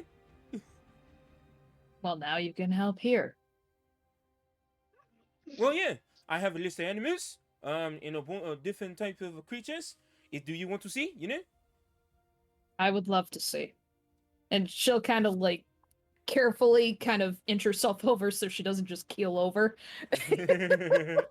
Because, all the color is still gone from her face. So, by the way, I'm so sorry. My apologies. My name is Nyota. What is yours? Because I don't think she actually told us her name, actually.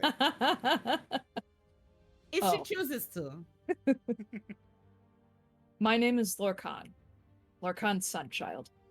And it's a pleasure to meet all of you. And she'll start like leaning her head down and then she's gonna catch herself before sitting upright.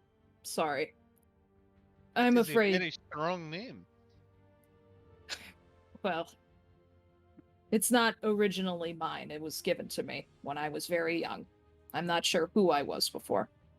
But that doesn't really matter now. Especially since we're all here to try and make things better. All right? That we do. Yeah? If someone can help me with the book, it's pretty big, and I'm not that strong. And he's like struggling to get the book off his back. I'll reach over to help. Try to help as best I I can. said when you like grab it, you kind of pick him up with it, and he's like, "Oh, Oh, I'm so sorry. no, it's all right." And then Yeah, he'll just unstrap would not it. be easier to carry smaller book? Well, I have a big imagination. I have to draw pictures, and I have to make sure that I get down every information and everything I hear. I've been copying down this entire conversation on my smaller one, and he just holds up like a mini notebook. I will transfer it later to the bigger one. But nonetheless, Okay, well, thank you. I know who to come to for answers now because you've probably already written all of them down, huh? Well, maybe to each their own. Mm. Nonetheless, Laura.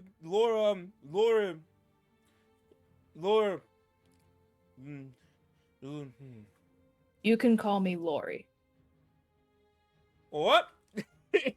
And he'll open the book on the ground, and then he'll lift it up and hold it because everyone is taller than him except Nyota.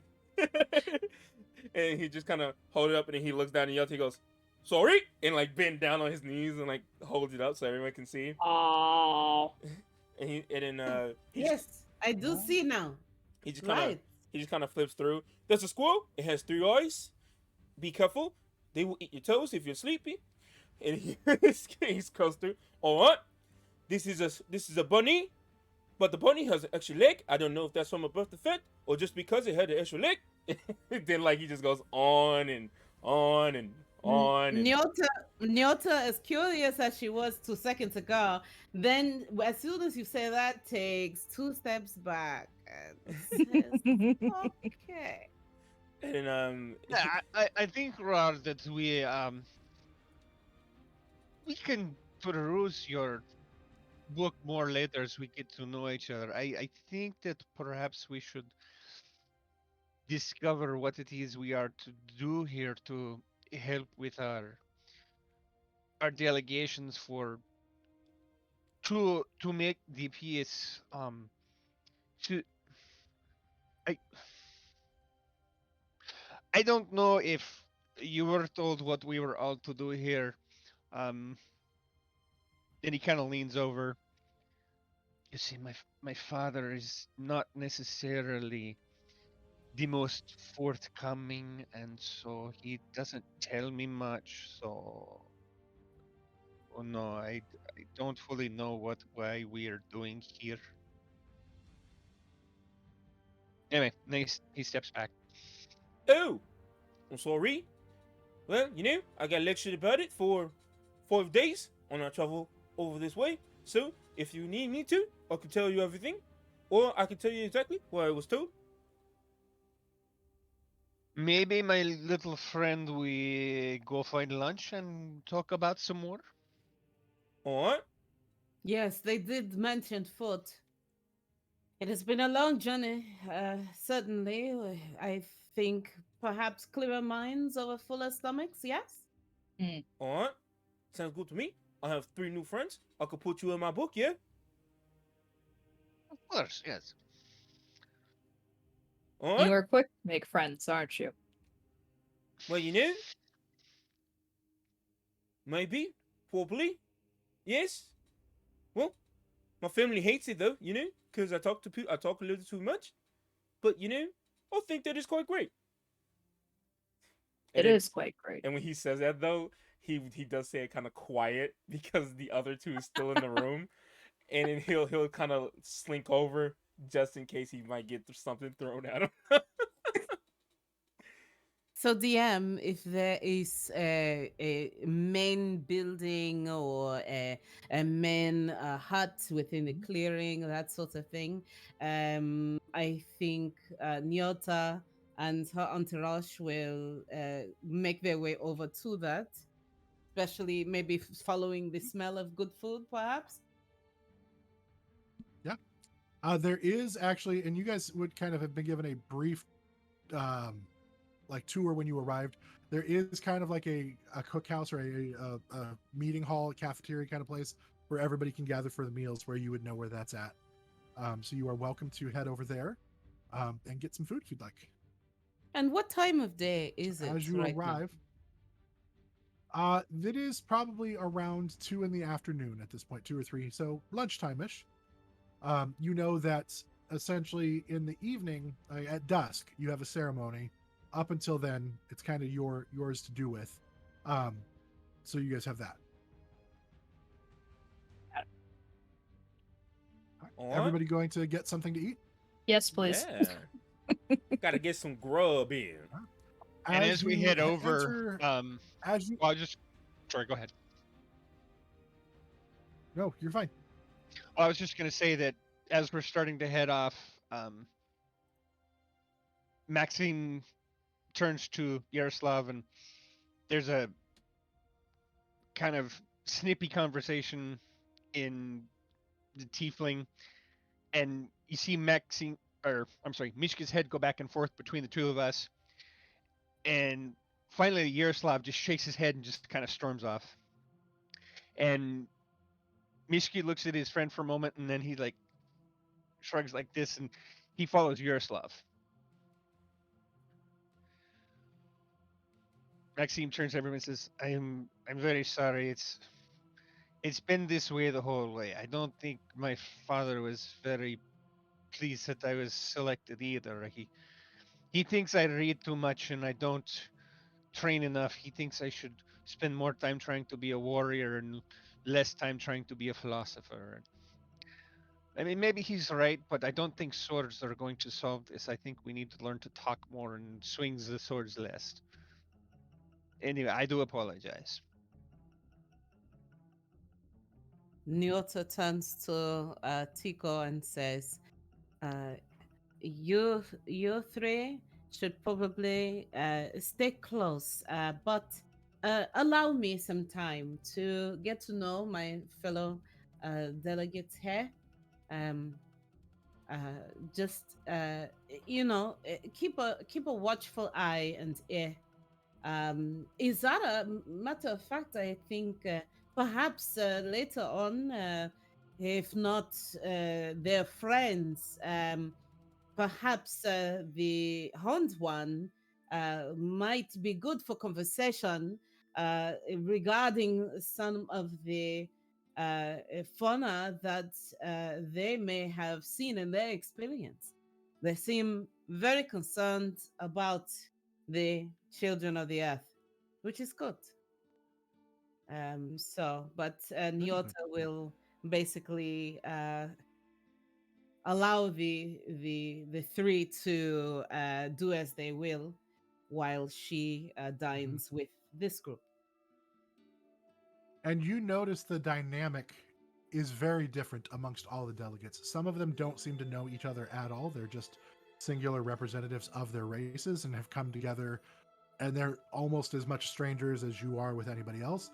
Others, like you, have a more familial impact, or like Maxime, where you guys have this closer knit bond, or even some of them appear to not know why they're there entirely, or whatnot. They're just kind of like, oh, we're here. I mean, I was told a reason, but I really, kind of don't feel like I fit in. As you approach the essentially the cafeteria building that was set up, you guys go inside, and the smell of roasting meats and grilled vegetables kind of fills the air. It's not by any means a tavern right now. It's like going to a school cafeteria. There is a set meal that you can kind of have a little bit of leeway with, because they do try to cater, recognizing that there are vegetarians and things of that nature. So there are options there for everybody. But it is not I want this or this or this. This is what's to serve. And so as you walk in today, you smell the roasting meat. There's some venison, as well as some fish that looks like it was maybe caught from the lake. It looks like some trout, perhaps, and then as well some roasted vegetables and beans that have been brought in. There is some standard like water, as well as some ale. Rar will be So you guys grabbing get your food and you sit down. Sorry, I didn't. Yes. Yes. No, go ahead. Rar No, will you're be totally fine. Rar will be grabbing food for his elder, and ale for his elder before he gets anything for himself. And Okay. yeah. He's not even in here with you right now, so you could grab it for him, but you'd take it back out to him. Yep. I'll take it back out to him, Okay. and then I'll come back, and I'll look very sad. Feel bad for Rar. His people don't seem to respect him. This is sad. He is a smart person. I don't know why they treat him this way. I don't think I like it. Well, we'll be the replacements in their stead. Wouldn't you agree? Absolutely. I think he has good heart, and I like that. And I don't think his people recognize that. And Well, that too is sad. maybe that's also part of our mission here. Not exactly with each other, so to speak, but within our own groups. Perhaps we could make a little bit of change that's a little bit more long-term. I hope so. When he finished grabbing all the food for himself, which is a lot of meat, barely any vegetables on that thing, and water he doesn't drink, and he'll hold up the plate over his head because it's too big for him, and then he'll walk over, and he's like, "What? Hello? Sorry, can I sit down?" There's always Yes. space for you. Of course you can sit down. What? And he struggles putting the plate on the table, and then he'll climb up. All right, hold on. I'm not tall enough. And then he'll grab a book, kind of looking to see how Nyota like sat on the table, and just kind of copy what she did. And then he'll sit on his book. Oh.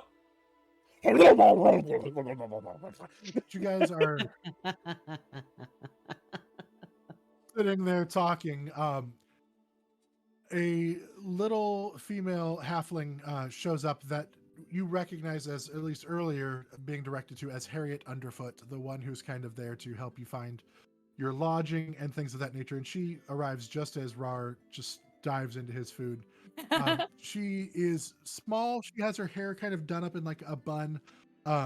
Has little glasses on that she adjusts as she walks up. She has like a scroll notepad type thing that she walks up on. Oh, I'm so sorry. I didn't mean to interrupt.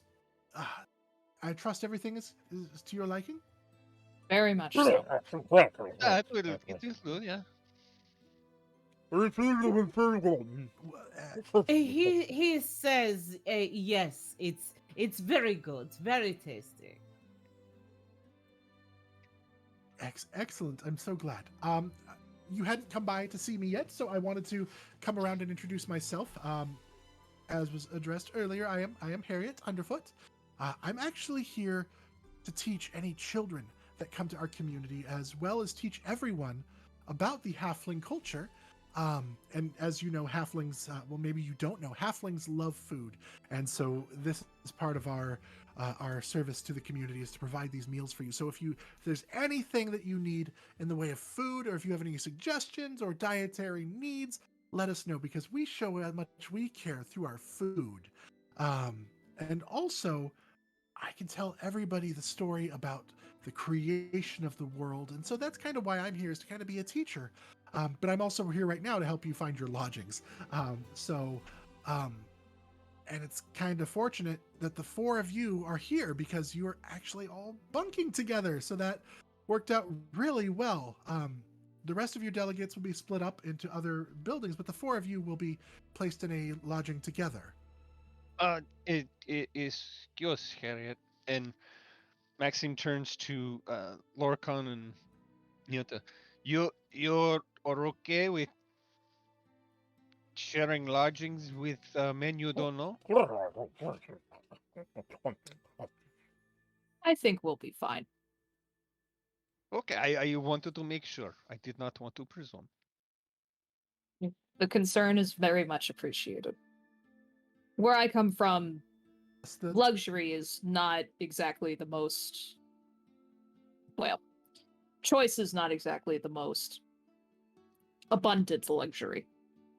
And So this... where I come from, we have a house very full of family at any given time. So, to be honest, even a group of this size is still much smaller than what I am accustomed to in a single room. So, I do it is apologize. fine. My father has a very specific way he thinks the world should be, and perhaps my views are colored by his, but I merely wanted to make sure the two of you would be comfortable. I don't want you to feel unsafe around us. Well, That's My that's very friend. sweet of you. But the whole purpose of this existence, the whole purpose of this experiment is for everybody to learn to work together. And so that's why you're being split up, being apart from your delegations, is to make you connect with the others. Otherwise, you might not ever do that. Well, I feel sorry for whoever would be with my guard that came with me and my entourage. Not exactly the most friendly fellow sometimes. And I really feel bad besides, for whoever gets stuck with my father. well, I will say also, we each, in our own right, seem very capable of taking care of ourselves. And she pats the dagger, which it's a dagger, but with her diminutive stature, it almost looks like a short sword size. It's a sizable dagger. So, no, you know, I can take him to water or something. Also, Robert, you've got to take a breath. You're going to choke yourself. yes, my friend, perhaps you want to chew all of your food first so that we can understand you better. Oh, sorry. Sorry. Or said, Are you worried you won't get enough Anyway, food, friend? well, this is the first time I have been able to get as much as I want, so I'm taking a chance. Well, I will make sure you don't have to worry about food no more. Oh, I looked at what became first. I feel like I made a good choice. Honestly, I just chose the biggest person in the room and said hello. So, but again, I made an amazing choice. But yes, I think we can take care of ourselves quite well. I know how to handle a spear. I don't know what happened to it. He's kind of looks around for it. Oh dear. Well, I'll find you at some point. You guys sit there and talk. Harriet gives you guys your the location of your cabin where you'll be staying, and bows out. And as she leaves, the door opens and a few Aarakocra walk in. One appears to be a bald eagle looking. Seems to be chewing on like a piece of dried meat or fruit. Hard to tell from the door as they walk in. And then another one, it's female, but it appears to be more of like a hawk. And she's just talking to everybody. And she's kind of just, her eye twitches as she talks, but she comes in. They both grab food and come and sit down at the same like bench table that you're on. Don't appear to really acknowledge you, but you have some openings. And so they sit down and just kind of furl their wings a little bit and try to curl them up to try to draw them in so nobody's touching them. And they look over and give you a brief nod, but then kind of go back to eating. Hello. Do we? Hello. Oh.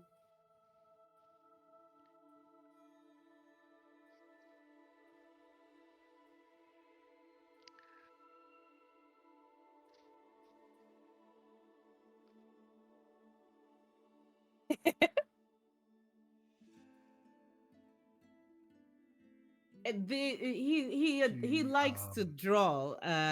He's quite a skilled artist, and a bit excitable. And he is historian, so he's trying to keep record of this meeting.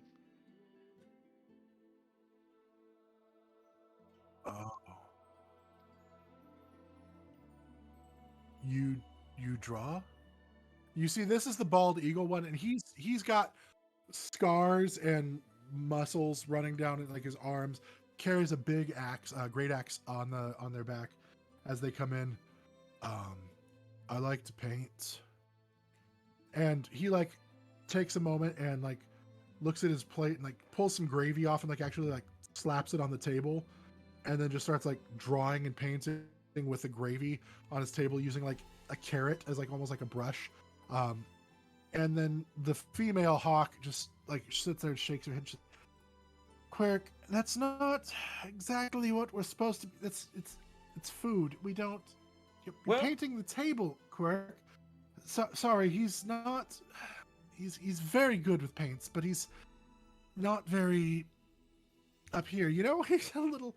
I think he got hit in the head with a club once too many times. Oh, Salik, it's okay. I like to paint too. That is very good. Well, since we have a whole bunch of really cool painters, maybe, we can have a little sit down and I can hand out extra pieces of paper that I make myself, homemade in our river. Well, I don't know if there's a river around here. Maybe I can find a bucket, whatever may have you. But nonetheless, and then we can do a whole bunch of painting. I have a whole bunch of charcoal, and he just holds out a fistful of like this black charcoal. It's from, I got it from the firewood outside. Yes. It's okay. Uh-huh. They kind of look at each other. This is Oh, what are you painting now? And you look at it and you see he's actually painting. Well, it's hard to tell because it's gravy. Roll for that. Yeah. Actually, they rolled really well. As the gravy begins to take shape, you look, and Rar, it actually looks like you, somewhat. They managed to bring in some of the little other chunks of vegetables and stuff to darken one side of it, so it appears like they're trying to even color your hair and stuff with gravy. Like this really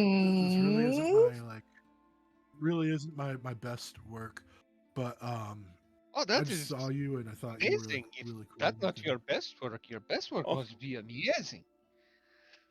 We must protect him at all costs. Oh my god, he's adorable. Nyota? Nyota, you see Nyota raise a hand and her eyes briefly glow this strobing green glow, and you see where Roar's hair would be on the table.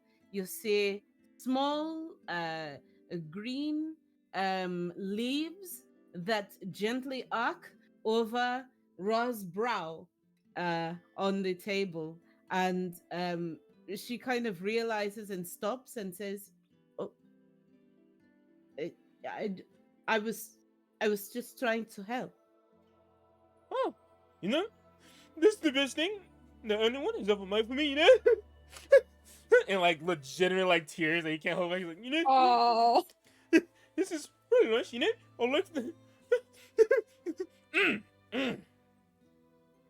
Nyota is both confused but hopeful that she did something correct.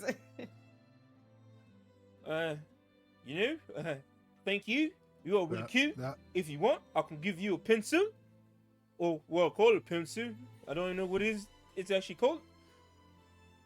Truly, my friend, I would like to speak to you to ask you what is your process for putting together paper?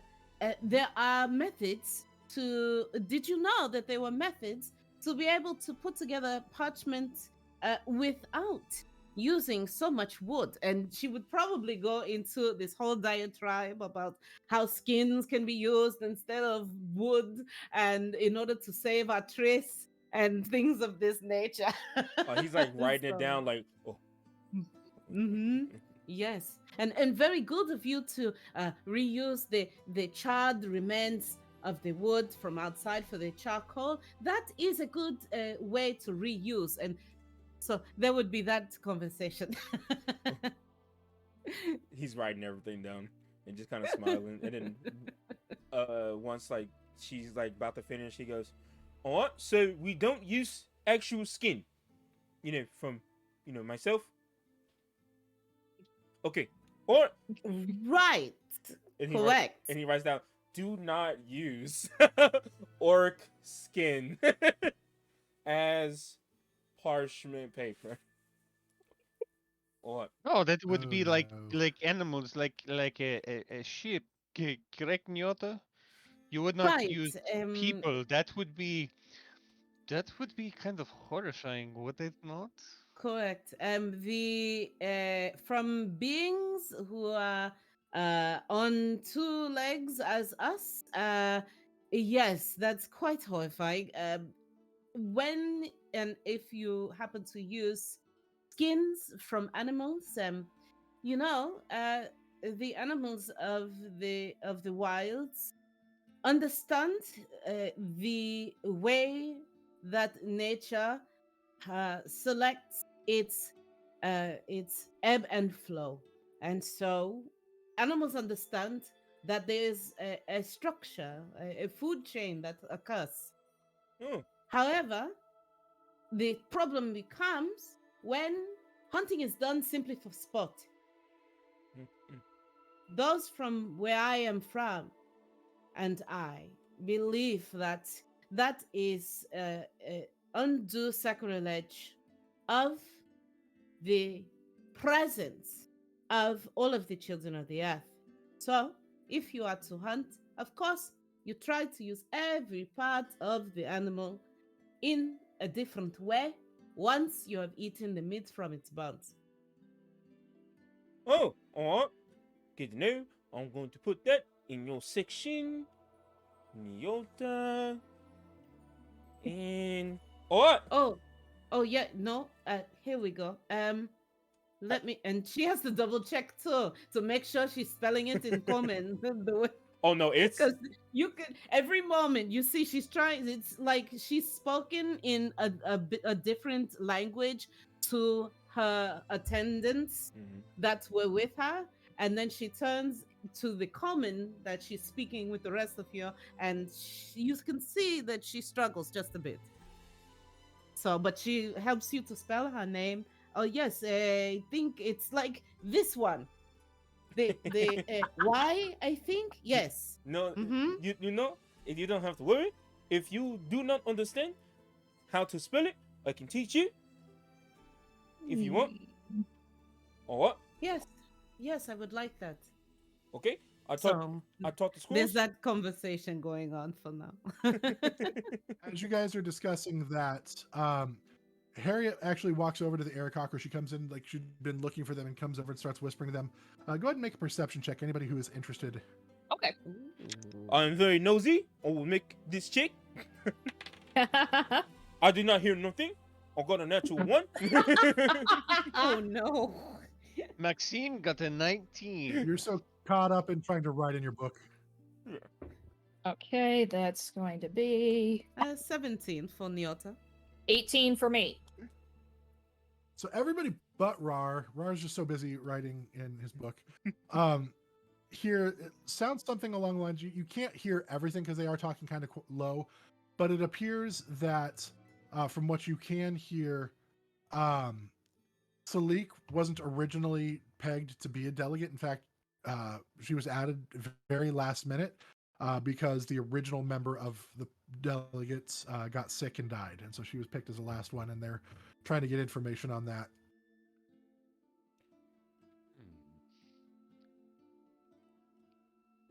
That seems a little suspicious. This is the halfling lady, yes?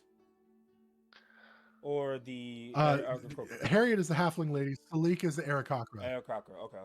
Salik is the Aarakocra that was not supposed to originally be part of the delegation. Okay. Understood. If that's is that discussed in a if you hushed want to tone, insight or- check that, you can. Okay. It is, yes, it is a quiet kind of whispered amongst them, like just trying to, hey, just so you know, I don't show you on my list of people who was supposed to be here. We show it was originally supposed to be, kind of thing. Maxime got the 19 again. I got a 9. Probably don't know anything. Same. Nope. I'll go to 4th. Okay. Harriet. Well, you wouldn't have heard it, so you couldn't made an insight check. Harriet seems a little concerned. This is a pretty big undertaking, and so any changes last minute, especially, are always cause for worry. So Harriet's a little concerned that this is a thing that happened, but she's also very polite. So.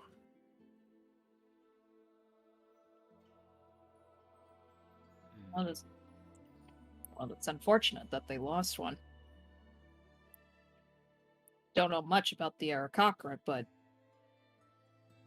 it's always a bad thing to hear of someone just being let go too soon. Rar, they would have lived near you, being like more of a mountainous type people. You would have had some interactions with Aarakocra in the past.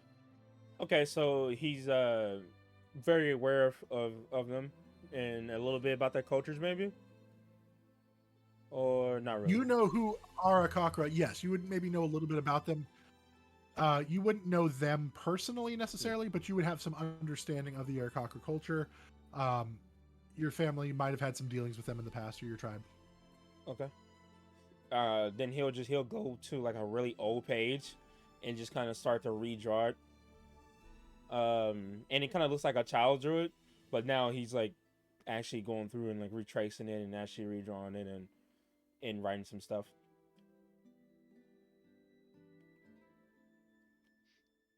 All right. Was there anything more you guys wanted to do until dusk? I wanted to check in with my delegates because they would have been kind of doing their own thing before we end up having to do the ceremony. So Same. Okay. I think So Nyota would have also checked in with her delegates as well, and she would give instruction to Tico. Tico, if you can. Actually, no. She would probably, yeah, between Tico and Isara, in particular, she would in particular say to Isara, there may have been an incident. Do you see? If you've seen the tall bird-like people that are walking around, there was apparently an incident where one of them was killed. Try to ask our friends in the forest, maybe, if they are aware of any major incident that has occurred. And stay on your guard, all of you. of course, we'll see what we can find out. I'll go back All and right. tell my dad what I overheard and, thought he might need to know That's this and blah. up to you. Yeah. Lorcan, what are you doing with your delegate? So I'll be just checking in with mine to see if they're doing okay, and also kind of conveying the news to them as well. Since 2 of my delegates are much older than I am, and then the guard is, just not the most pleasant person to deal with, but just kind of conveying that to get their insight, since they're much older than I am. Zeno sits there for a moment and just thinks, and, well, accidents do happen. People do get illnesses. It happens especially amongst the younger races. In my time, I've seen many people get sick and die. So it's not altogether unheard of. Folan looks over. Well, I don't know about that. Things like that this close to... It's unsettling. Why would she picked if she was sick? Why not a replacement while she was sick? These things all... If she got sick and died that quick, that's also unsettling. It could have been an illness. It could have been a poison. All kinds of things. Who knows? Olin, you're so serious. You keep thinking everything is a potential risk. Everyone's panicked and everyone's trying to make do with what we have now. It can't be perfect.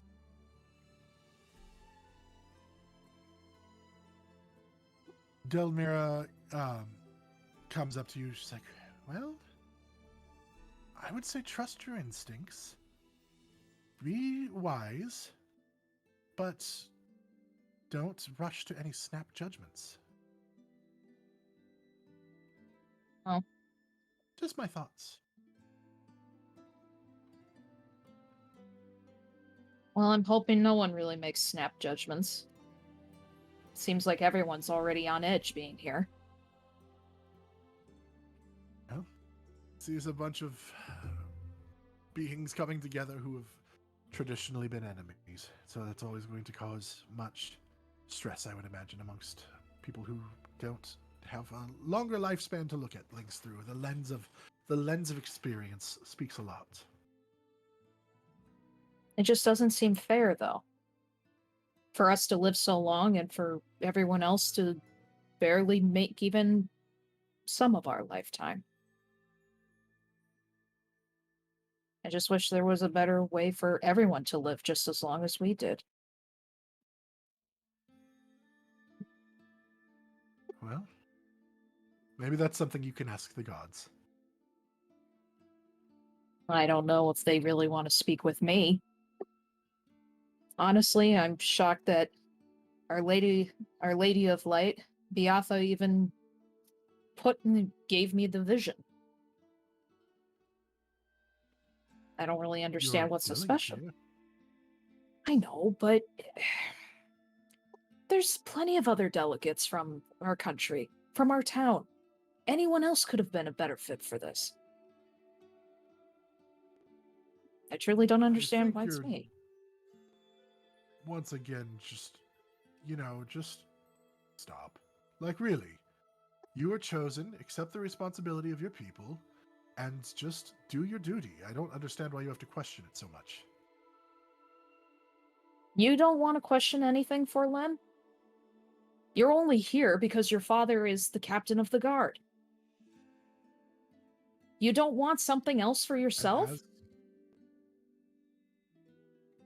I'm getting away. I'm getting a chance to travel. I'm getting a chance to see things that I wouldn't see otherwise.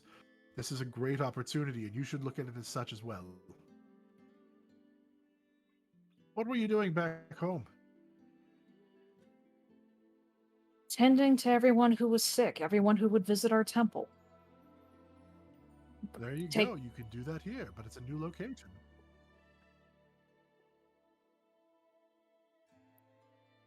Well, if you're so serious all the time, you're never going to enjoy the fun things that life can throw at you.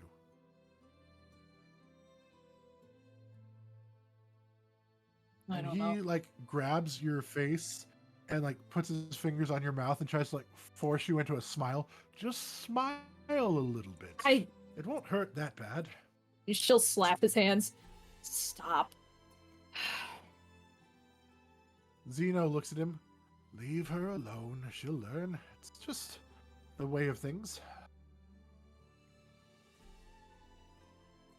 Well, at least I've made some friends already. within the first day of being There here. you go. I just hope that the vision doesn't actually come true. Do you trust them? I mean, they're here just like we are, kind of thrown into the thick of it. I don't see why I shouldn't.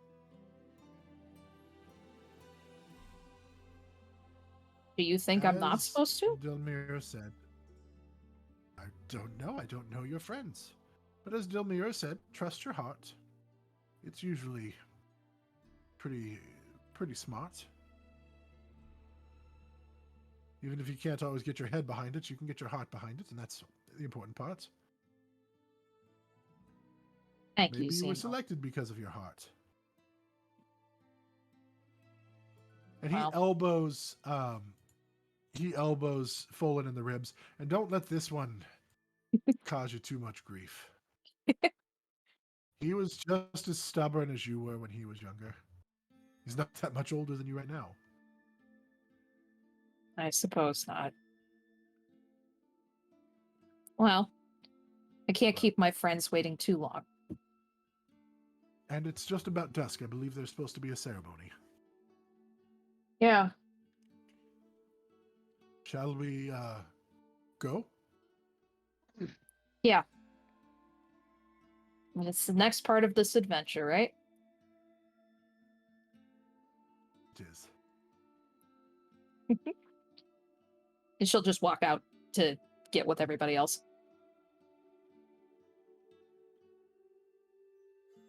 All right. As the sun begins to set and torches are being lit to light up the path and just the outside area, Natali steps out of her lodging and summons everyone. It is now time to attend the gods and learn their will for the races. You are all led just south of the village to a clearing before the forest picks back up. And everyone is directed to stand in a circle.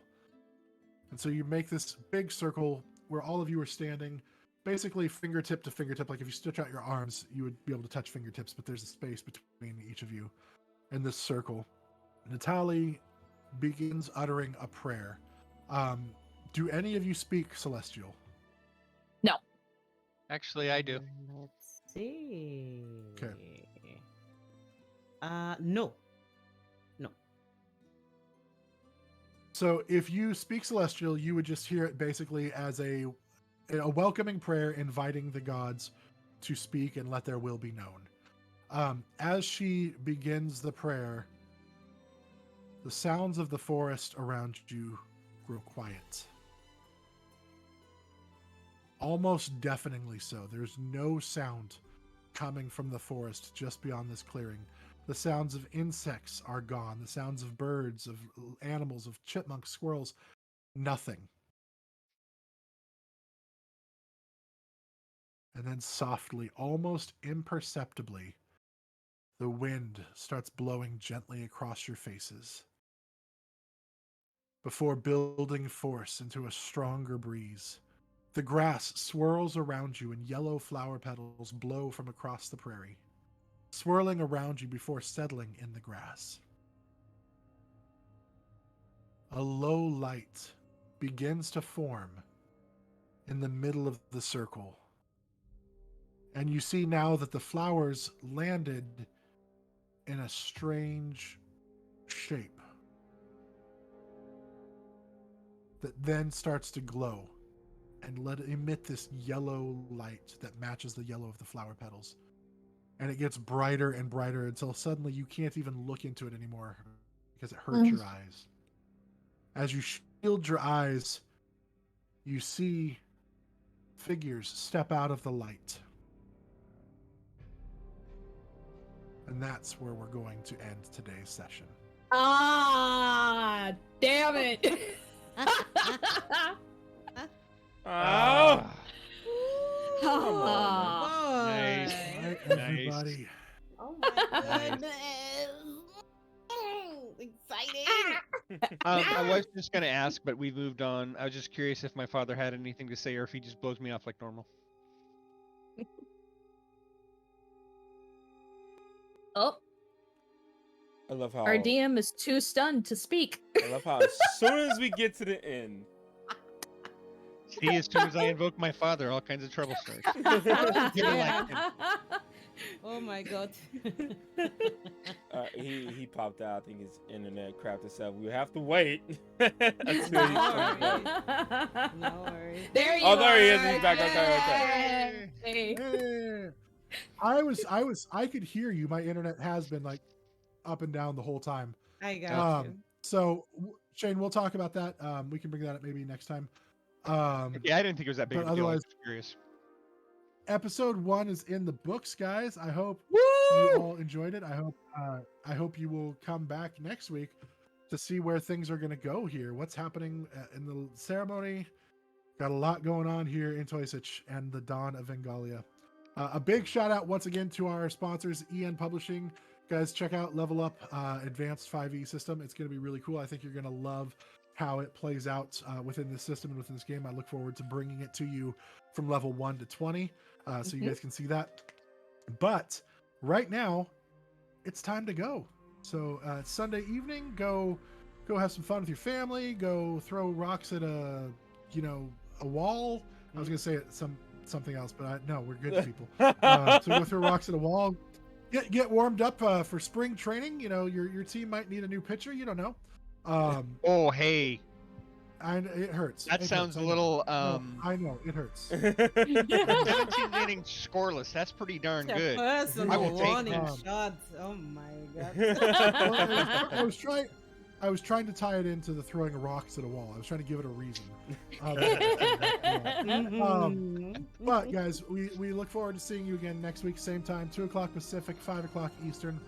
Until then, be kind to each other, love one another, and are you ready for more tales? We'll see you next week, everybody. Bye-bye. Thanks for playing. Bye-bye.